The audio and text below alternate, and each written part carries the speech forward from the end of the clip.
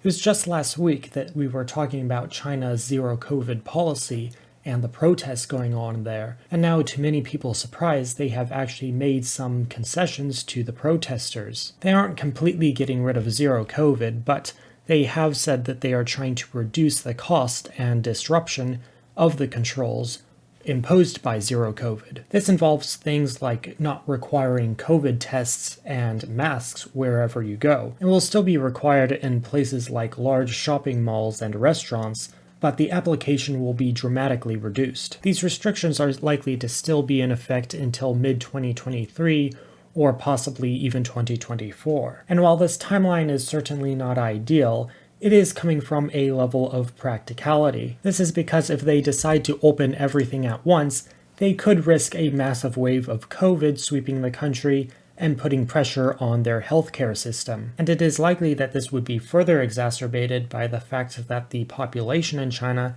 has been inoculated from COVID for the past 3 years now, so their immune system won't be as prepared as other countries who have dealt with it a lot longer. Now, they do have the benefit of starting with a vaccine, as they have about 90% of their population vaccinated already. But this vaccine has shown to be significantly less effective than the mRNA vaccines, though from another perspective that is also a benefit of these vaccines, as it's more of a traditional vaccine where they just inject a dead virus into you, as opposed to genetically altering your RNA. I'm not against it, I just think we should be a little more cautious with the technology than we have been. But beyond the lower effectiveness of the vaccine, they also have the problem that their healthcare infrastructure is not the greatest in the world. From the outside, China might look very modern and developed, but that's mostly just the coast of the country. Much of the interior is practically third world. Because of this, any major outbreak would lead to extreme strain on their resources and logistics. This wouldn't only lead to a higher death rate in the interior of the country, it would also be incredibly damaging for their economy, which is already in trouble. This is why China is trying to off-ramp these restrictions as opposed to employing shock therapy. Because if China isn't careful, opening everything up at once could be their medical version of perestroika and glasnost, a well-intentioned policy that ultimately led to the collapse of the regime, which is something they would very much like to avoid. Now, they should have off-ramped a long time ago or just not had this policy at all, but it's good that the protesters have finally forced their hand. Another authoritarian country that has recently listened to their protesters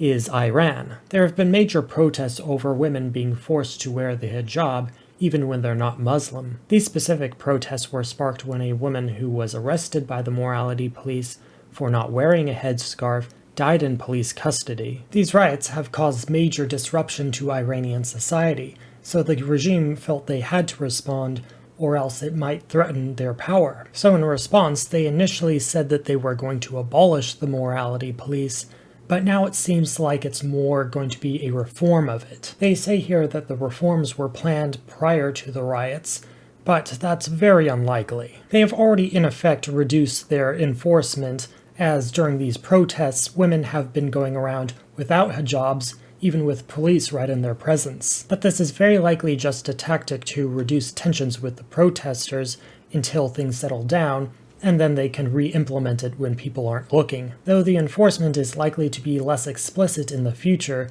as they don't want to have a backlash like they did with these protesters. Instead of grabbing someone right off the street and throwing them into a truck, they'll just hand them a note showing that they have a fine due to a violation. This is much less likely to produce outrage, as it's less likely that someone will get hurt in the process. Changing the enforcement mechanism, but not the policy itself, won't change the mind of more ideologically focused protesters. They want to continue the protests until they actually get a change in policy. Well, actually, some of these protesters want to overthrow the government, but that's more likely to be a result of influence from foreign actors or idealistic youth being completely unrealistic. Many will settle down with a change in enforcement, most will settle down with a change in policy, and radicals will never be satisfied. But if you listen to your people and fulfill their needs, the radicals will be ostracized and not taken seriously by society. Which brings us to the question of authoritarian democracy.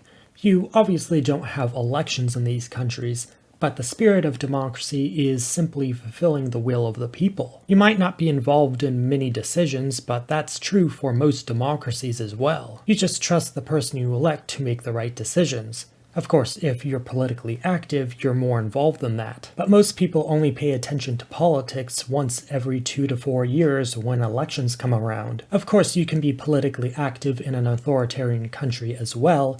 It's just a different system you have to work through. It's essentially just another game genre, as you have to learn the mechanics of the new game that you're not used to. And these protests have shown us that even if you're not a player in the game, you could still make a difference. The people will rarely rebel unless they lack bread and circus. China calls it the mandate of heaven.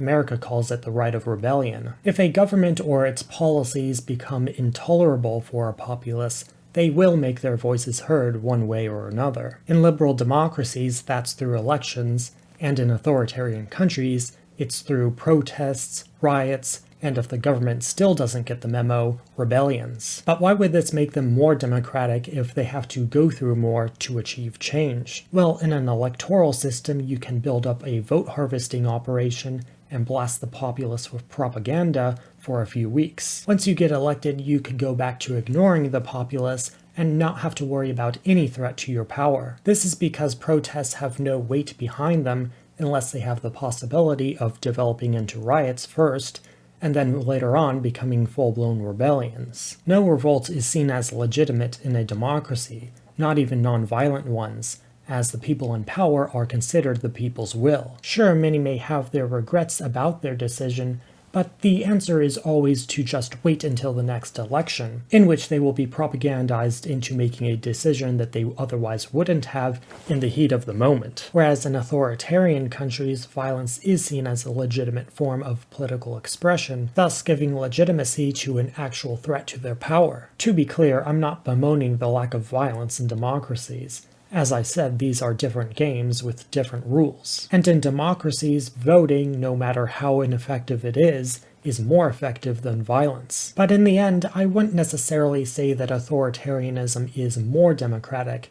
As we have seen, they only tend to give in part way. Granted, so do democratic regimes, but policies do tend to change more often from election to election. Ultimately, I would say that they are as democratic, just in a very different way. In democracies, you get more change from elections, but you have to wait years for even a chance at change. The people in power also have no legitimate threat to their authority, so long as they're good at their election game. Whereas in authoritarianism, people in power actually have to consider the possibility of changing their policies and not just their campaign strategies. This is because there's a constant threat to their power, but it is more costly to enact change if you don't play the party or bureaucratic game. It's a give and take as well as a preference for game format, whether you like to play bureaucracy, party, election, or mafia games. There are also the games of rebellion and war, but those tend to only arise in the event of failure of the other games. So which game type do you like the most?